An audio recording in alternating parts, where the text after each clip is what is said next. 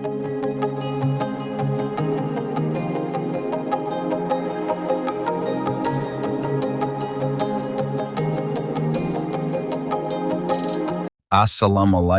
warahmatullahi wabarakatuh.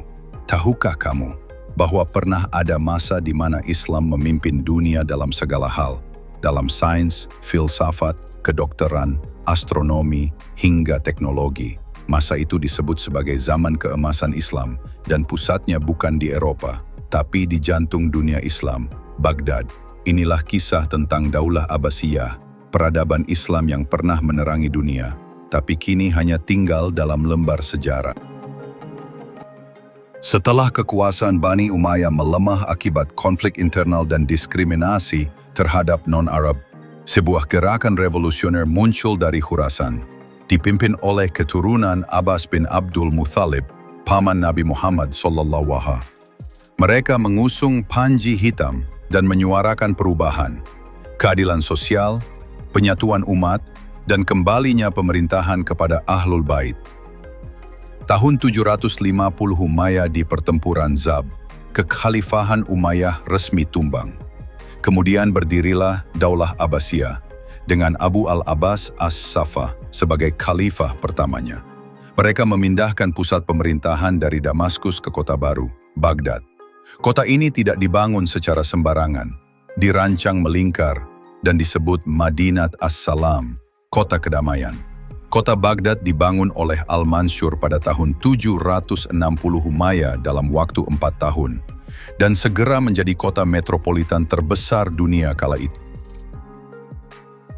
Disinilah cahaya Islam benar-benar bersinar untuk seluruh dunia.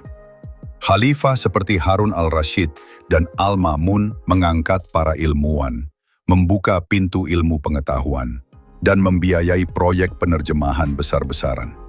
Bait al-Hikmah menjadi simbol era ini. Disinilah buku-buku Yunani diterjemahkan ke dalam bahasa Arab. Karya Plato, Aristoteles, Galen, Euclid, dan lainnya.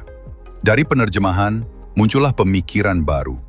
Islam tidak hanya menyalin, tapi mengembangkan. Tokoh-tokoh seperti Al-Khawarizmi, Bapak Al-Jabar, Ibnu Sina, kedokteran, Al-Razi, kimia, dan Al-Farabi, filsafat, muncul dan meninggalkan warisan besar yang hingga kini masih dipelajari. Bahasa Arab menjadi bahasa ilmu internasional. Buku-buku mereka bahkan digunakan oleh Eropa ratusan tahun kemudian. Sistem pemerintahan Abbasiyah dikenal lebih kompleks, namun juga lebih terstruktur. Mereka menerapkan konsep wazir, Perdana Menteri, membangun birokrasi dan sistem pengadilan Islam, Qadi, yang terorganisir. Mereka juga dikenal dengan toleransi ilmiah dan agama. Ilmuwan non-Muslim seperti Nasrani dan Yahudi diberi ruang untuk menulis, berdiskusi, dan bahkan bekerja di pemerintahan. Inilah era ketika iman dan akal berjalan beriringan, dan perbedaan bukan penghalang untuk berkarya. Kekuasaan tidak hanya dimiliki oleh Arab, orang Persia, Turki, bahkan Yahudi dan Kristen ikut andil sebagai ilmuwan, dokter, penulis, dan penasihat. Inilah era yang penuh toleransi ilmiah dan spiritual. Selain itu, Abbasiyah membangun rumah sakit umum pertama, Bimaristan, observatorium, perpustakaan, dan pusat pelatihan militer profesional. Tapi kejayaan itu tidak bertahan selamanya. Daulah Abbasiyah mulai melemah secara politik di abad ke-10. Banyak provinsi mulai memisahkan diri.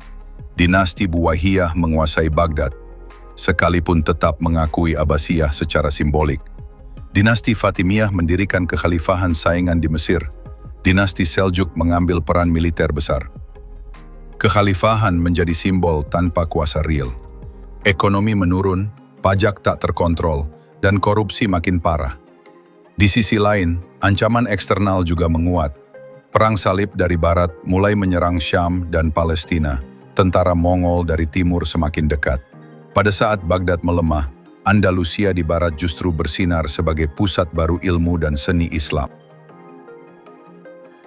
Tahun 1298, datanglah musuh paling mematikan, Hulagu Khan, cucu Genghis Khan.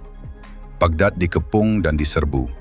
Dalam waktu singkat, kota yang disebut sebagai permata dunia Islam itu porak-poranda. Perpustakaan Bait al-Hikmah dihancurkan, buku-bukunya dibuang ke sungai Tigris, hingga airnya dikisahkan berubah hitam karena tinta. Khalifah terakhir di Baghdad, Al-Mustasim, dibunuh secara brutal. Kota ini kehilangan nyawanya, dan dunia Islam kehilangan pusat peradabannya. Meski kemudian sisa-sisa Abbasiyah dibangkitkan secara simbolik di Kairo oleh dinasti Mamluk, tapi zaman keemasan Islam resmi berakhir.